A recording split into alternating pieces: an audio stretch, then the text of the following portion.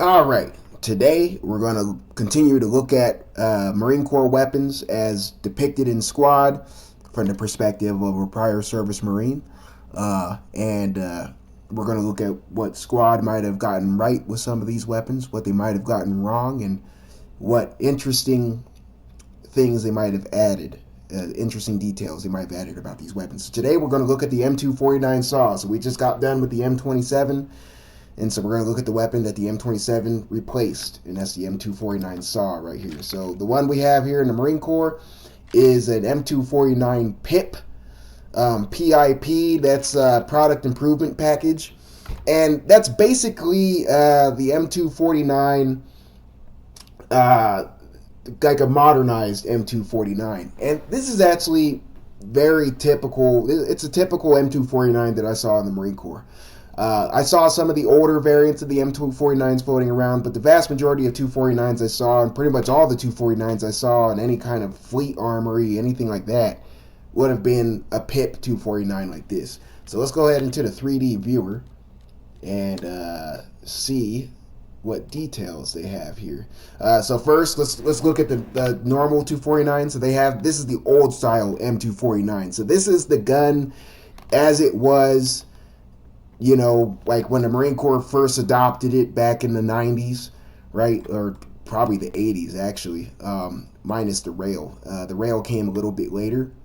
And what I was talking about with the M240, with the M27, the 249 had a poor reputation when I was in, because by that time, a lot of those guns were really old, and a lot of them had a whole bunch of rounds through them. And so these receivers were rattling and falling apart. A lot of these M249s, I suspect, probably entered Marine Corps service back in the day when it was in this configuration, before even the rail was added on top. Eventually, the rail would be added, and then eventually the PIP upgrade would come along. And so a lot of these guns would have been upgraded to the PIP standard gun. Let's kind of look at the old 249 SAW. I don't have a whole lot of experience with this because almost all the saws I dealt with were pips. But yeah, the old style 249 SAW would have had the old handguards right here. It's got the bipod that folds into the handguards. It's got the adjustable gas regulator up here. That you could twist this gas regulator to have more or less gas. So basically, as your gun gets dirty over time, you would open up the gas system so it runs a little more reliably. Iron sights right here. It's got a simple kind of aperture sight, adjustable aperture sight here in the rear, and it's got a front sight post here in the front, and a solid stock with the shoulder hinge right here. So when you're using this gun, particularly when you're laying down using it on a bipod, it's nice to have this shoulder thing. The shoulder thing that goes up, so it rests on your shoulders, so you don't have to hold it up the whole time. Carry handle right here. The carry handle, you could carry the gun with this handle, but you could also, it's also nice because you could carry the barrel. These are, just like any good belt-fed weapon, it's going to be a detachable barrel. So there's a lever, there's a latch right here. You kind of push this lever, the barrel pops out. You have to make sure the bolt's locked back first, and then you put a new barrel in. So typically you're going to have two barrels. You're going to have the barrel that's in the gun, you're going to have a spare barrel. And then you would swap them out. So let's go ahead and look at the PIP right here. So that's the 249 SAW as it was originally, and then this is after the upgrade. I don't really know when the upgrade. Oh, they don't even have the damn upgrade here in the Marine Corps weapons. Let me look at the Army weapons. So yeah, this is the M249 PIP, similar to how we use it in the Marine Corps, although the Marine Corps doesn't really use the M68 CCO a whole lot. PEC 15 right here is pretty common when I was in. Of course, nowadays it's probably mostly PEC 16s. But yeah, this is a PIP M249 SAW. So going from back to front, we have the new stock right here. So the stock, that solid stock has been replaced with an adjustable stock. Although I do not believe the Marine Corps, I don't think we used this exact stock. I think the stock that we used was a thing where you pressed a button. I think the button was on the top. You press the button and you twist it in order to slide it in and out. This looks like an M4 style stock that has an M4 style latch right here. So this might be an earlier model stock or whatever stock that the Army uses, because I'm looking at the Army weapons here. They don't seem to have a 3D model of the PIP, the Marine Corps PIP saw. Um, so I'm going to take their word for it that this is an accurate stock for what it is. Same thing, it's got the shoulder thing up here. It's got kind of a buffer tube here for the stock to slide in and out. You got the same iron sights right here. I mean, these guns were built off of the same receiver. It's just that the parts have been upgraded. Instead of that handguard, it's the quad the three rails, or I guess the two rails. Well, no, it's three rails. Got a rail on the bottom too. Tri-rail handguard. Now the M249 SAW is interesting because it can actually take M16 magazines. So right here, obviously it feeds from the left side with the belt right here from the top cover, but it can also feed from an M16 magazine because the purpose of the SAW was to be a squad automatic weapon. In fact, the Army calls the M249 their automatic rifle because that's essentially what it is. It's the squad weapon. It takes the same ammunition and the same magazines as all the M16s, and if you run out of belted ammo, you could put an M16 magazine in it and still run the SAW. Apparently, it doesn't run as reliably with the M16 magazines. I don't know how true that is. I've never shot it with the magazine, but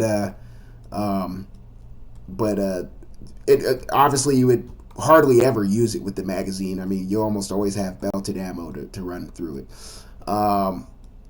Now, for ammunition storage on the gun, I really don't know a whole lot about this because the only time I ever really shot the SAW, it was just with the belt. I never carried it around with the drum, the nutsack. I know this is the 100-round nutsack, and then there also is the 200-round, the big box. I never really messed with those. We had those things laying around. I remember seeing the 200-rounders laying around and some of these. I never really messed with them, so I can't really say, how accurate this may or may not be. Now, with the markings look really good.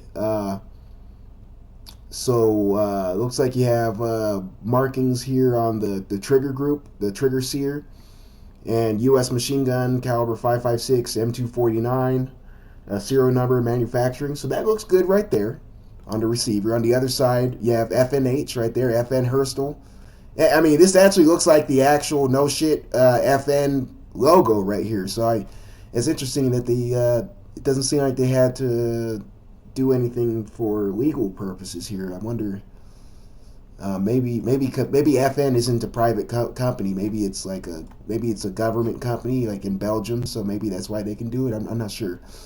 I don't know anything about the legalities of having it in the game, but that looks like the good faithful FN logo, 5.56 M249 FN, and of course for those who don't know, the M249 SAW is simply the American version of the FN Mini-Me. So the FN Mini-Me is the 5.56 machine gun designed by Fabrique Nationale out of Belgium, and a lot of our NATO allies use some variant of the FN Mini-Me. And so the M249 is just the United States military's version of the FN Mini-Me. You have a railed top cover right here. Now the optic is mounted to the top the top cover right here. That does present accuracy issues because obviously when you go to reload the weapon, you pinch these two. There's two buttons back here. You pinch these two buttons. This whole thing hinges up. And that's how you take out the belt and replace the belt. And then you close it again, right? So, supposedly it's supposed to lock up enough, consistently enough to where it still retains zero for the optic. But, in reality, it doesn't really. There's a limit to how accurate the gun could possibly be, and a lot of that limitation is because of the dust cover, the top cover. Dust cover, they have the dust cover right here, which is really interesting. This is a little spring-loaded dust cover, basically it just covers that kind of track right there, and spring-loaded so that way it could pop up when necessary, like when you pull the charging handle back to charge the bolt, because this is actually the charging handle is non-reciprocating. It just rides on the outside of the receiver. The part of the charging handle that actually makes contact with the bolt is this little lever right here, and that's got to get in between here with the dust cover. So it's spring loaded so that way the charging handle could go back and the dust cover will be pushed out of the way, and then when you put the charging handle back forward, the dust cover will snap back down into position. So they actually have that accurately portrayed. It's got this little spring right here that could be a little bit tricky to clip back on when you take it off. The dust cover also has the feed paws inside, a bunch of delicate little parts, so that could be a little tricky to take on and off. It's got this little spring. I remember this spring right here for sure. The dust cover it's hinged. If I remember correctly, it kind of has like a detent, so it's not spring loaded per se, but you lift it up and there's like a kind of like a position, like a 45-degree angle where you could leave it and it would stay there. But if you put it below that, it'll drop back down. Same thing as the original saw. It hasn't changed. The barrel gets changed right here. This is where the barrel gets changed. So you would lock the bolt back. Of course, when you fire the weapon, it's an open bolt weapon, just like with most machine guns. It's an open bolt, so that means that the bolt, when you charge it, you pull the bolt back and it locks back. The bolt actually stays back and it hangs on the sear. And you put the charging handle back forward. So when you go to shoot it, you actually, firing it, squeezing the trigger actually drops the bolt. And the bolt, when it's going forward under spring pressure, there's a main spring in here, picks up a round off the belt, chambers it, fires it, and then right here it gets ported at the gas port, and it drives the gas piston. It's a long stroke piston on the bolt carrier that goes all the way up here, so kind of like an AK. It's a long stroke gas piston, and that pushes the bolt carrier back. The bolt unlocks and ejects the spent casing and goes all the way back. And then when it goes all the way back until it stops at the end of travel here, and the saw, if I remember correctly, has a hydraulic buffer on the back of it. And then after that, because you have the trigger held down, because the machine gun's going to come back forward and do that again. It's going to keep on doing that until you release the trigger, in which case when you do that, the sear is going to pop back up and it's going to catch the sear and lock back again. So yeah, open bolt machine gun. And so, if you need to change the barrel because the bolt locks into the barrel extension, you would lock the bolt back. You take the barrel out. Now, these guns are typically issued with two barrels, so the barrel that's on the gun and a spare barrel. The barrels are identical, so you swap them out. As the barrel gets hot, you swap it out. You typically want to swap out the barrel when it gets hot, because the thing about a hot barrel is the metal on the barrel gets soft, so the barrel isn't as rigid. So that means that your accuracy starts to really degrade as your gun gets hotter. I mean, eventually, yeah, you're going to overheat the barrel, you're going to melt the barrel, blow it up and all that stuff, but way before that happens, you're going to notice your gun getting really inaccurate. So at some point, you're going to want to swap the barrel for a cooler barrel. And you get two barrels because, I mean, realistically, usually, by the time you heat up the second barrel, that first barrel is probably cooled off already, so you would put it back on. The spare barrel comes in a kind of like a canvas bag, and there's some tools that go in there that the machine gunner is issued.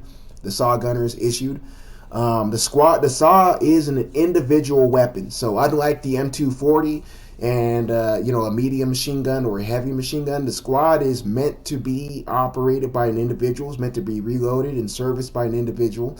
You can have an assistant gunner. In fact, in the Marine Corps fire team, there is an assistant gunner assigned to the saw, but that assistant gunner, from my memory, normally just carries a spare barrel and extra ammunition and stuff. And of course, guys throughout the squad will carry a couple belts, extra ammunition.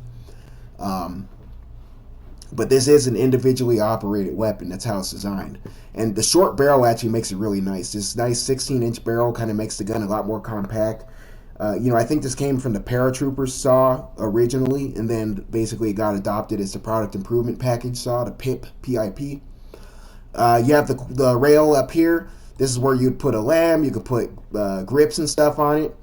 There's no grip on here because the bipod is folded back. Now, the thing about the bipod is that you can fold it back or you can fold it forward.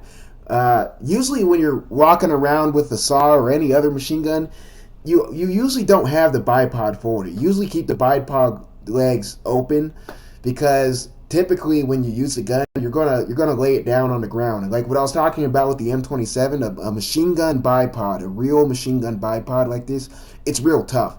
When you go to lay that thing down on the ground, you're gonna throw it on the ground, and this is a tough bipod. So you're usually going to keep the bipod open. This whole thing where you fold and unfold your bipod constantly, uh, I never really did that a whole lot. The few times I messed around with the saw, and I don't really see guys doing that out there. So yeah, I mean, a lot of guys, they would have some kind of grip here on the rail, and it wouldn't interfere because you would either just keep the bipod open or you could fold it forward as well. A lot of guys would just fold it forward. I do believe that this is the proper PIP gas regulator. So you had, in fact, I remember usually having the old style gas block, but I think this is the newer gas regulator. So I think in the Marine Corps when I was in, some of the saws had the old style gas regulator, some of them had the new style one.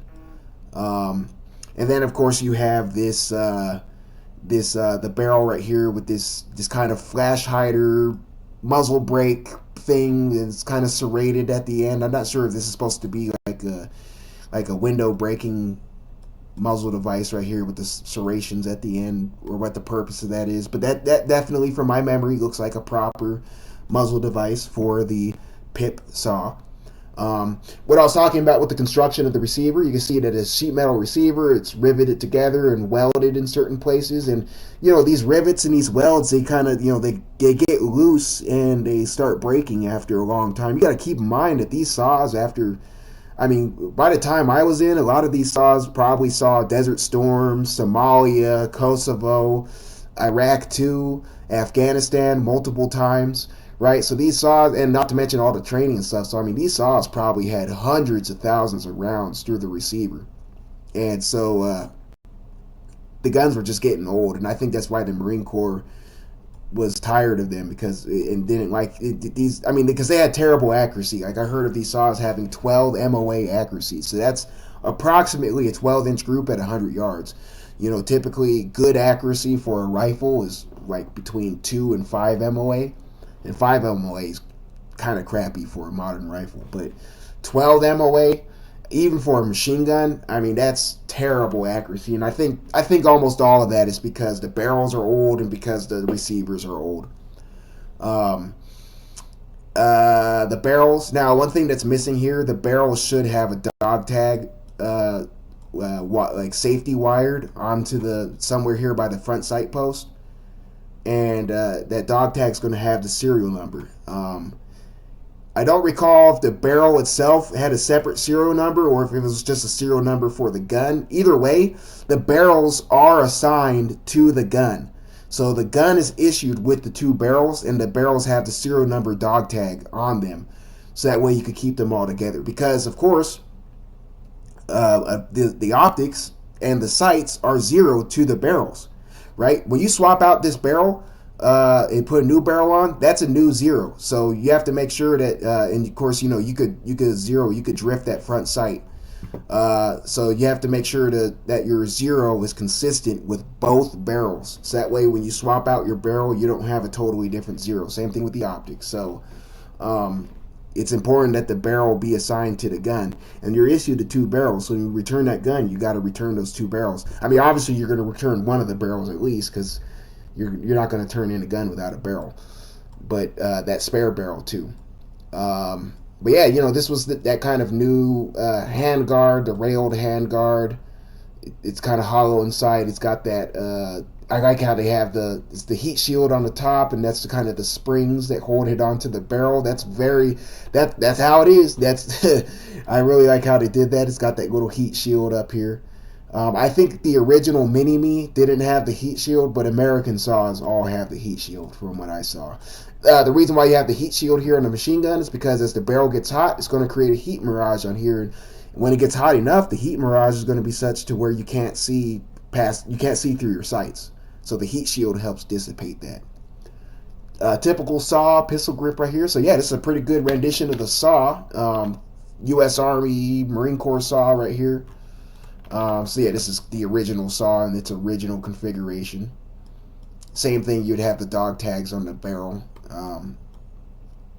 But yeah, pretty much. And yeah, because they don't have the Marine Corps pip saw in the 3D model, but they do have the pip saw in the game.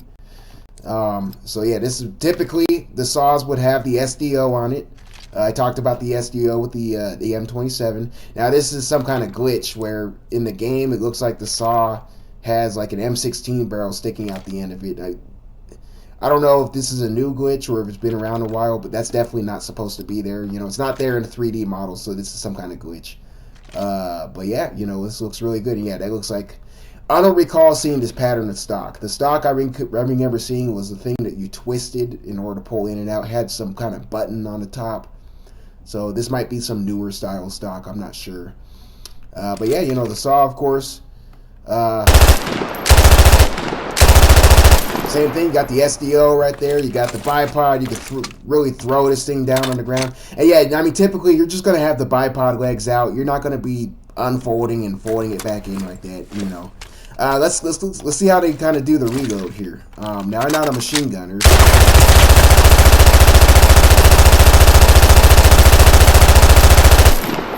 Alright, so yeah, the belt is empty right there. So like I said, the top cover comes up, you'd inspect right there, lock the bolt back, you put that right there, put the belt back in, close it back down. So that looks correct to me. Of course, the way we're taught as well is when we do that reload sequence, when you first lock that bolt open, you're going to want to look away just in case there's a round in there and the bolt drops on that round and fires out a battery. You don't want to get the shrapnel from that out of battery discharge in your eyes, so you'd look away for that. I suppose you could simulate doing that with the free look feature. But yeah, I mean, it seems like they faithfully represent the SAW here, do a really good job at it. SAWs with SDOs on them, I did not typically see the RMR on the SDO SAWs. The only optic I ever really recall seeing on SAWs were the SDO. I suppose the Marine Corps probably had some M145s and probably some aim points and EOTechs and stuff they put on here, but I only ever saw SDOs on it, so I think this is a pretty typical Marine Corps M249 configuration. Now, I know the Marine Corps was still using 249 SAWs by the time I got out, which was well after the M27 came in. So I don't know how totally the M27 replaced the SAW. And I don't know if the Marine Corps is still using the SAW. So that's actually, if anybody's still in the Marine Corps, maybe you could let me know. But yeah, and then you got the little sling loop back here. You put the back of your sling onto here, on the back here. There would be a special machine gun sling for the SAW. But yeah, that's the M249 SAW right there. As I remember, in the Marine Corps, seems like Squad did a real good job with the SAW. Notwithstanding this glitch, this M16 barrel glitch right there. But yeah, they did a really good job. So that's it for that.